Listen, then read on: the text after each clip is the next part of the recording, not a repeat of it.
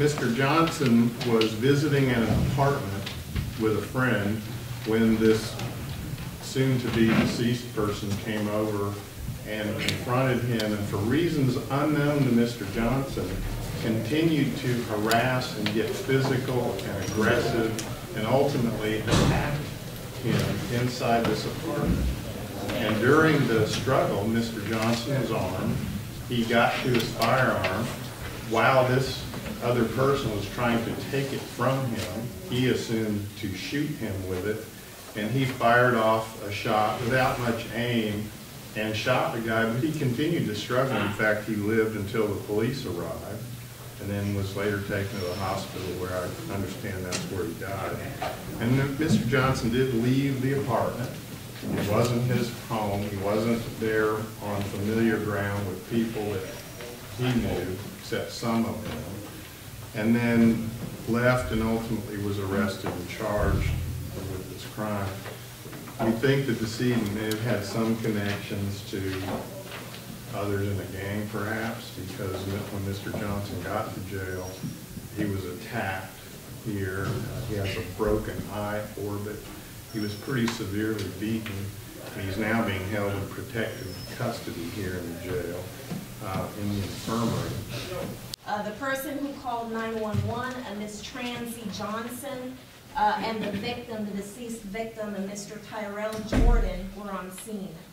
The victim had multiple gunshot wounds to his chest area, and the paramedics came. They rushed him to the medical center emergency room.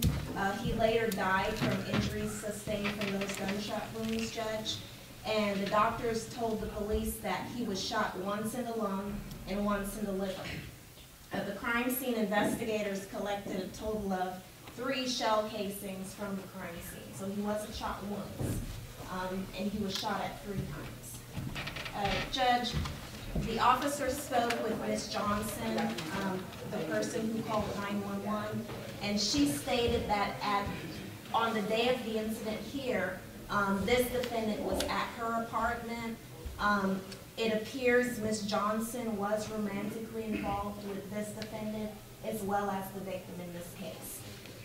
On the day of the incident, the victim came over to Ms. Johnson's apartment.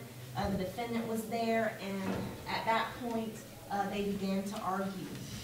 Ms. Johnson, feeling like something was about to happen given the argument, she asked the defendant, she pleaded with him to let's go outside, let's take a walk, let's get out of the apartment.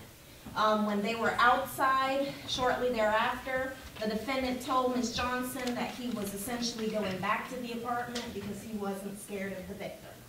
At that point, when they got into the apartment, Ms. Johnson, again, thinking that, something is going to happen here, she asked the defendant, again pleading with him, to go into the bedroom with her.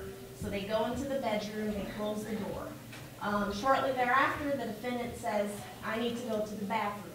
All this time, all the while, the victim is outside in the living area of the apartment. So he's still trying to get back outside with the victim. At that point, he goes to the bathroom, and Ms. Johnson runs into the bathroom after the defendant, trying to calm him down. And at that point, she actually states in her statement to police that she and the defendant got into it because she was trying to prevent him from going back out into the living room where the victim was. So she was trying to prevent the confrontation, Judge. It seems the defendant wanted the confrontation. At that point, she locked herself in the bathroom. Once he got out of the bathroom and she saw him and the victim fighting, she became scared. She locked herself in the bathroom. So she actually did not see, according to her statement, she did not see what happened after that. Shortly thereafter, she heard 3 gunshots go off. When she came back outside, the defendant had fled the scene, and the victim was pretty much lying in a pool of blood. Judge, investigators interviewed the defendant on the day of the shooting. They read him his rights under Miranda, and he said he shot the victim. He claimed that the victim had been, quote, talking smack and talking trash to him essentially the whole day.